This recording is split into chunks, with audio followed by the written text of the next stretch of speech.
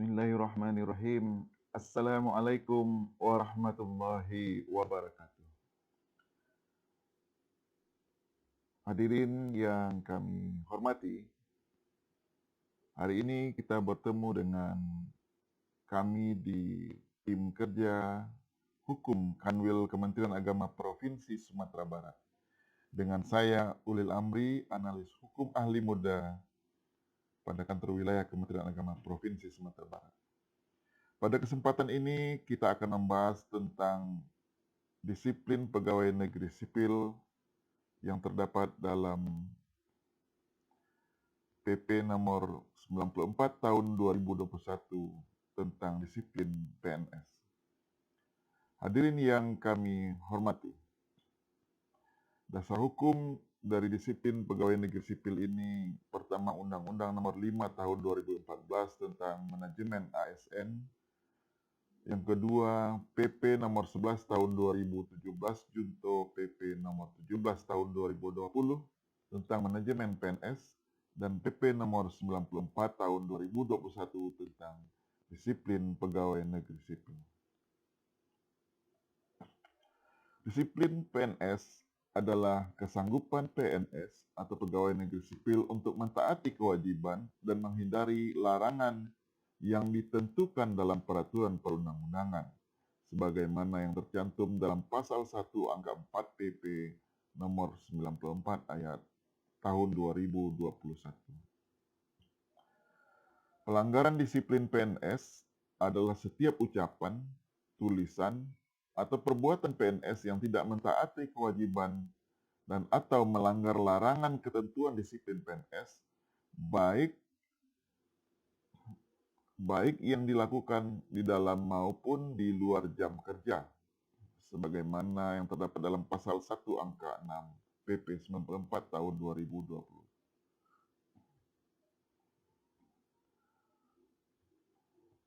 Sementara pada PP 94 ini dicantumkan bahwa kewajiban seorang PNS itu ada beberapa hal yang harus dilakukan.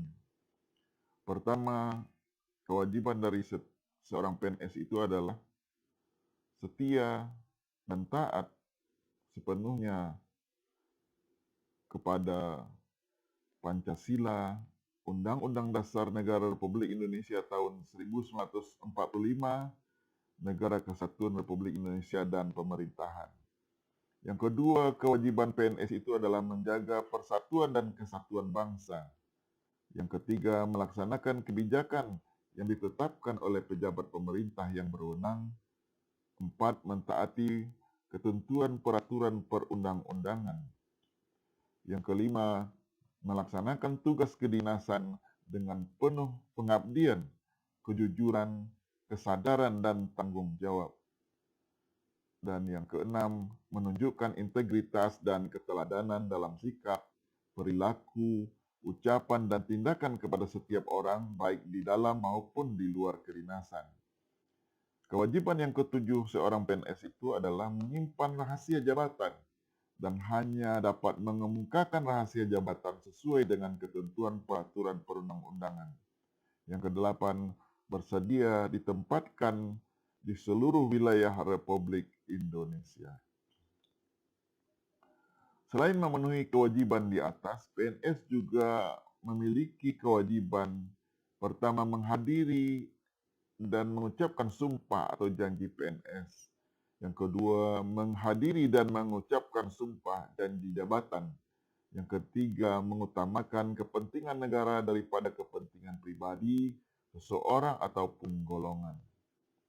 Kewajiban yang keempat, melaporkan dengan segera kepada atasannya apabila mengetahui ada hal yang membahayakan keamanan negara atau merugikan keuangan negara.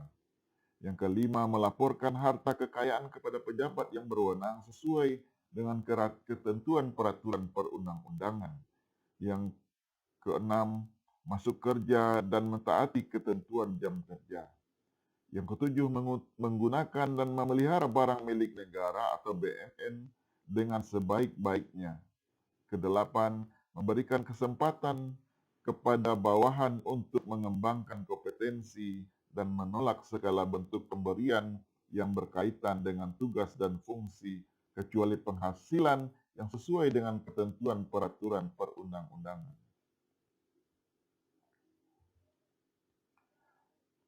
Larangan pasal 5 yang terdapat dalam pasal 5, seseorang PNS itu dilarang untuk melakukan beberapa hal atau yang pertama diantaranya menyalahgunakan wewenang dari jabatan yang dimilikinya. Yang kedua, menjadi perantara untuk mendapatkan keuntungan pribadi atau orang lain dengan menggunakan kewenangannya yang diduga terjadi konflik kepentingan dengan jabatan tersebut. Kemudian yang ketiga, seorang PNS itu dilarang menjadi pegawai atau bekerja untuk negara lain. Yang keempat, bekerja pada lembaga atau organisasi internasional tanpa izin atau tanpa ditugaskan oleh pejabat pembina kepegawaian. Larangan yang kelima bagi seorang PNS itu adalah bekerja pada perusahaan asing, konsultan asing, atau lembaga swadaya masyarakat asing kecuali ditugaskan oleh pejabat pembina kepegawaian.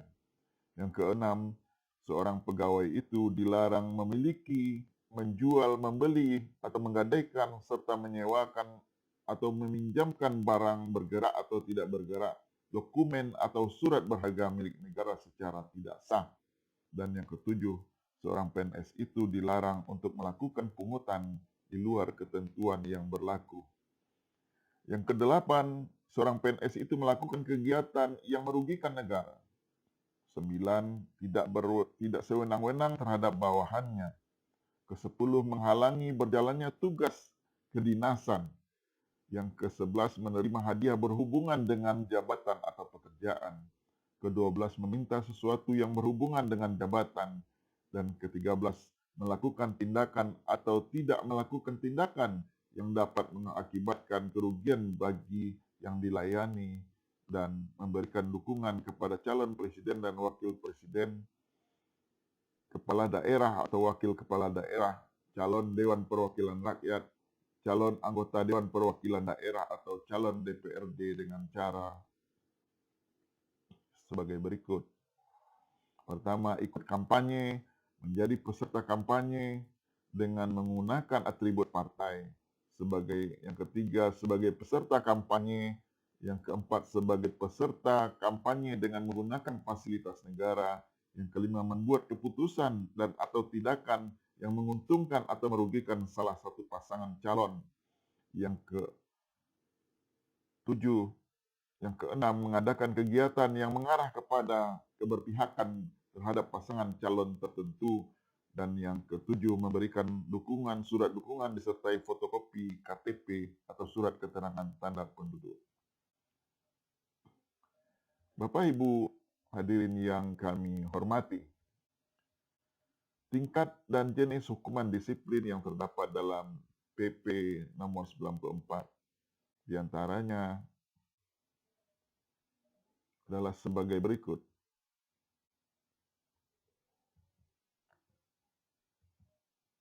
Yang pertama terdapat dalam pasal 9 ayat 1. Dijatuhi bagi pelanggaran kewajiban pasal 3 huruf A sampai dengan huruf H apabila berdampak negatif pada unit kerja. Ayat 2 dijatuhkan bagi PNS yang tidak memenuhi ketentuan pasal 4 huruf C, huruf G, dan huruf H apabila berdampak negatif pada unit kerja. Pada pasal 10 ayat 1, dijatuhkan bagi pelanggaran terhadap kewajiban pasal 3 huruf B sampai dengan huruf H apabila berdampak negatif pada instansi yang bersangkutan. Ayat 2 dijatuhkan bagi PNS tidak memenuhi ketentuan pasal 4 huruf A sampai dengan E dengan ketentuan masuk kerja pasal 4 huruf G dan huruf H apabila berdampak negatif pada instansi yang bersangkutan. Pasal 9, pasal 11 ayat 1 dijatuhkan bagi pelanggaran terhadap kewajiban pasal 3 huruf A apabila berdampak negatif pada unit kerja, instansi, dan atau negara. Pasal 3 huruf B sampai dengan huruf H apabila berdampak negatif pada negara. Ayat 2 dijatuhkan bagi PNS yang tidak memenuhi ketentuan pasal 4 huruf huruf C dan huruf D apabila berdampak negatif pada negara atau pemerintah pada pasal 4 huruf E jika dilakukan ketentuan masuk kerja dan pasal 4 huruf I apabila berdampak negatif pada negara.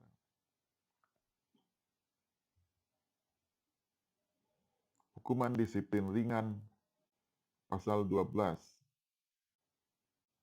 Dijatuhkan PNS yang melanggar ketentuan larangan pasal 5 huruf F, huruf H, dan huruf I, dan huruf J apabila berdampak negatif pada unit kerja, maka dia akan dikenakan disiplin sedang.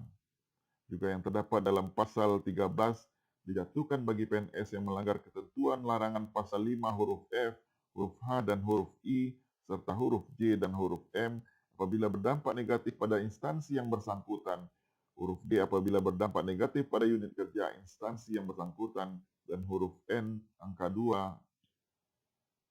Kemudian hukuman disiplin berat dijatuhkan terdapat pada pasal 14 bagi PNS yang melanggar ketentuan larangan pasal 5 huruf A sampai dengan G, huruf K, huruf I, dan huruf N angka 3 sampai dengan angka 7 apabila berdampak negatif pada negara dan pemerintahan.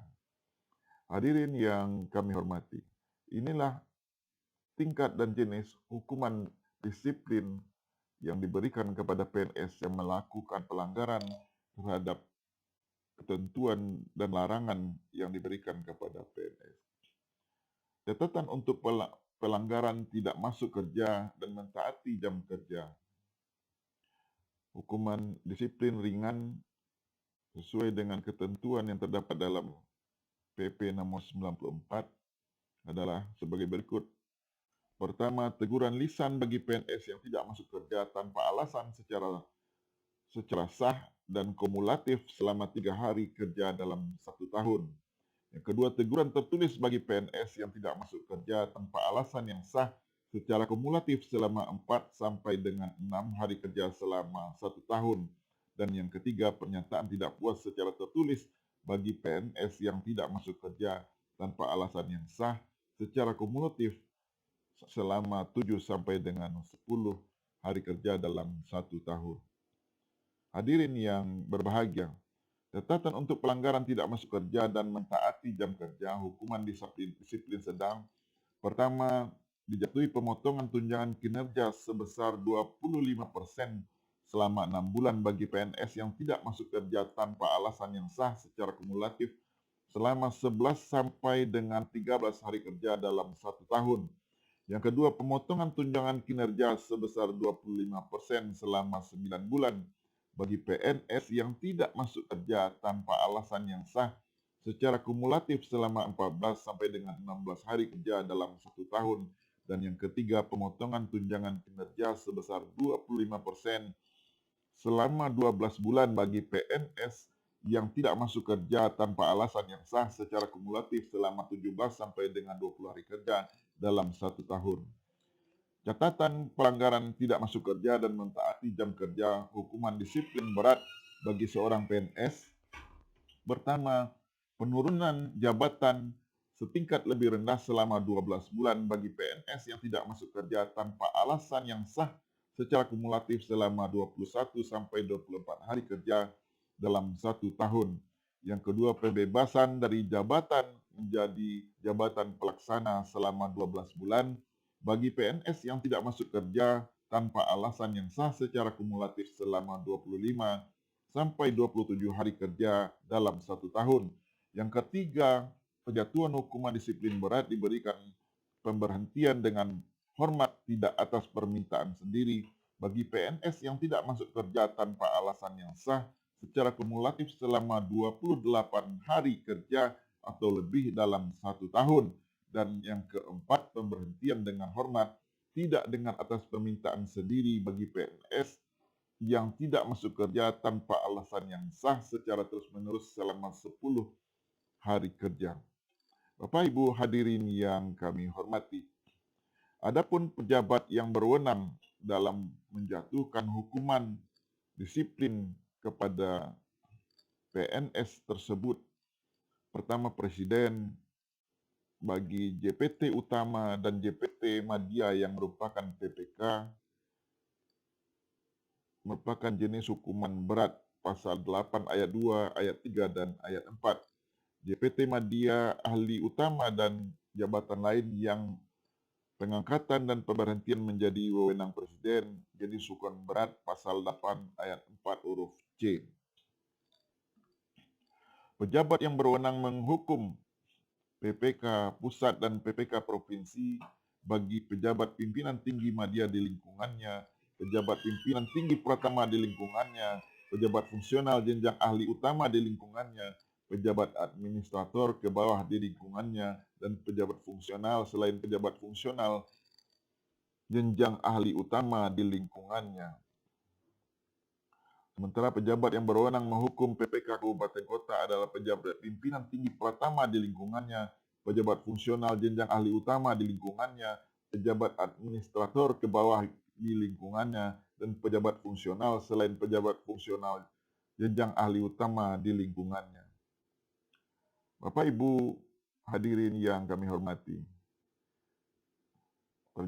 kemudian pejabat yang berwenang menghukum Kepala Perwakilan RI adalah PNS di lingkungannya yang berada satu tingkat di bawahnya.